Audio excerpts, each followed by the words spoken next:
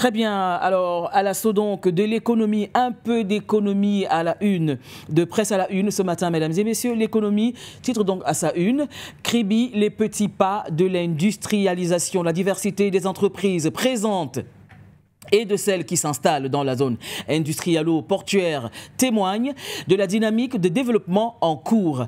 BVMAC, le volume des transactions enregistrées atteint 17,491 milliards de francs CFA en 2024. Commerce extérieur, après deux reculs successifs, les exportations de bananes repartent à la hausse. Mokom Ndinza, rendez-vous donc en page 10 pour lire l'interview du directeur général de Stone Shed Asset Management. Et le jour se lève dans Presse à la une, jury d'appel de la CAF des acteurs du football camerounais appelle au sens de la justice. La décision des membres de cet organe juridictionnel de l'instance continentale avec pour mis en cause le président de la FECAFOOT, Samuel Eto'o, est très attendu ce 8 janvier 2025. Ida Bato, déjà 100 jours en captivité du sous-préfet. Roland Ewanet se trouve entre les mains des ravisseurs avec une autre personne présentée comme agent communal, alors que son épouse et sa famille se battent pour trouver la rançon exigée en vue de sa libération. Les pirates demandent en plus un échange avec leurs prisonniers détenus au Cameroun. Vous pourrez lire l'article en page 3. Contestation, la situation toujours tendue à Kalfou. Depuis lundi 6 janvier 2025, les populations de cette unité administrative ont érigé des barricades sur la route nationale numéro 12 en allant à Yagua pour protester contre les dégâts des éléphants. L'article sera donc lu en page 3. Presse à la une, en pleine mutation de ce jour, candidature de Paul Biya, ballon d'essai crevé. À travers le ministre de la Communication, le chef de l'État tente de baisser la surchauffe créée par l'annonce sibylline de sa candidature à la prochaine élection présidentielle. Relativement à la sortie de certains évêques, Paul Biya rappelle que l'expression des opinions est libre au Cameroun, mais celle-ci doit se faire dans la tempérance et la responsabilité. Rendez-vous donc en page 7. Féminicide au Cameroun. Le rêve de Daniel Eyango, complexe sidérurgique de Kribi, plus de 5000 emplois en vue. Cameroun Tribune. Titre donc à sa tribune pour que tous les Camerounais puissent lire donc et être à la tribune. En pleine montée de l'effervescence électorale, le gouvernement recadre certains évêques. Le ministre de la Communication, porte-parole, monte au créneau suite aux propos étonnamment véhéments de certains hommes d'église. Les premiers signaux d'une année mouvementée sur la scène politique nationale sont visibles. Entre appel à candidature, annonce de candidature et débat autour d'un éventuel positionnement du président Paul Biya, la fin 2024 et les premiers jours de 2025 ont déjà annoncé la couleur. Les articles sont lisibles en page 6 et en page 7. Trafic de faux billets. 2 agents aux arrêts et puis Stride of Special Fiscal Measure. Rendez-vous donc en page 11. L'élite de ce matin, titre à sa une. Bon, je crois que voilà, on va d'abord enchaîner avec le Messager et moi qui va vite en besogne. Le Messager, épiscopat camerounais, la difficile quête du prophétisme face à la récente sortie des évêques qui proclament l'homélie d'une inévitable alternance au nom du peuple qui souffre et fait face aux vicissitudes de la vie.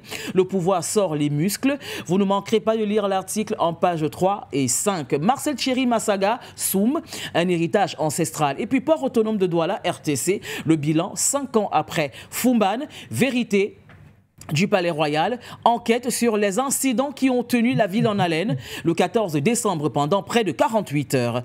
Et enfin donc l'élite tant attendue, l'élite verbatim, Dr Likibi Boubacar en page 2, le président Biya, comme tout autre candidat, a le droit de se présenter aux élections. Il appartient au peuple camerounais de décider s'il est le meilleur choix pour le pays. Management lutte contre le désordre urbain. Célestine Ketcha-Cortès donne le ton de 2025. On va dire qu'au lendemain de l'adresse du chef de l'État à la nation, le ministre de l'Habitat et du Développement urbain est déjà sur le terrain en prélude à l'inauguration des équipements d'embellissement du carrefour Simalène après la réunion de validation des plannings de mise en œuvre des projets de la nouvelle année tenue le 7 janvier 2025. Célestine Ketcha-Cortès a validé et à visiter les ouvrages et équipements urbains construits dans le cadre d'une meilleure exploitation de l'autoroute Yaoundé-Simalène. Elle a ainsi précisé par des recommandations fermes les axes de lutte contre l'insalubrité et le désordre urbain aux alentours de cette infrastructure vitrine de la cité capitale Yaoundé. Rendez-vous donc en page 4. La République est à la une ce matin, mesdames et messieurs. Paul Biya tancé par des évêques du Cameroun. Belinga Eboutou manque au président Paul Biya. Le forum, non, d'abord l'action, voilà. On enchaîne avec l'action qui est un objectif phare pour le RDPC en 2025, la victoire à l'élection présidentielle. L'année qui démarre présente d'énormes challenges pour le Rassemblement démocratique du peuple camerounais, en abrégé RDPC, des défis qui seront abordés au cours d'une réunion que préside le secrétaire général du comité central, Jean Kouété, demain 9 janvier, dans l'optique de les transformer en opportunités en vue d'atteindre les objectifs fixés. Amélioration des conditions de vie des populations, Paul Biya rassure. Dans son message de fin d'année à la Nation le 31 décembre 2024, le chef de l'État a réitéré son engagement à garantir un accès satisfaisant aux services sociaux de base. Et donc, le Forum libre. On enchaîne avec le Forum libre. Peuple camerounais champion de la résilience, jusqu'à quand? Rétrospective Mindu 2024, mission bien exécutée par Célestine Ketcha-Courtès. L'Union, vous avez compris, on est donc au Gabon avec ce gros titre et unique sur les routes du Nord. Et on enchaîne avec le pays des hommes intègres, le Burkina Faso, vous l'avez entendu. Sidoya, c'est donc un quotidien qui titre à sa une. Investiture de John Dramani Mahama, le capitaine Ibrahim Traoré félicite le nouveau président ghanéen. Lecture donc en page 8.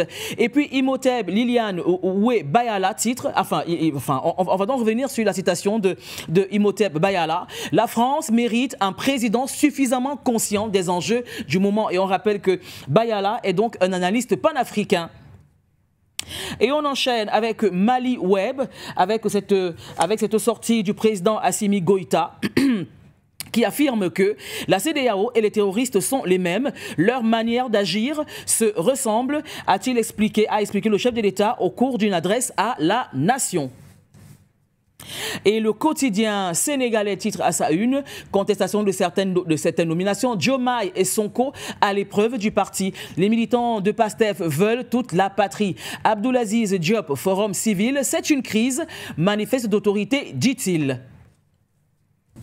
Et Libération rentre en tête de liste, mesdames et messieurs, école Jacques Mimran de Richard Toll. Le directeur tombe pour pédopornographie, cueilli à Richard Toll et acheminé à Dakar. Julien Weschneiter est écroué depuis novembre 2024 par le juge du 3e cabinet.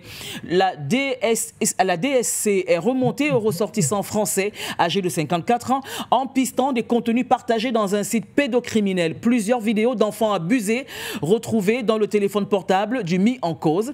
Une délégation judiciaire transmise aux policiers pour identifier les présumées victimes. Récupération des loyers dus à l'État. La SOGEPA enchaîne les expulsions. Plusieurs procédures en cours devant les tribunaux. Point actu, titre à sa une, en relief, oui, décidément, hein. Voilà, en relief.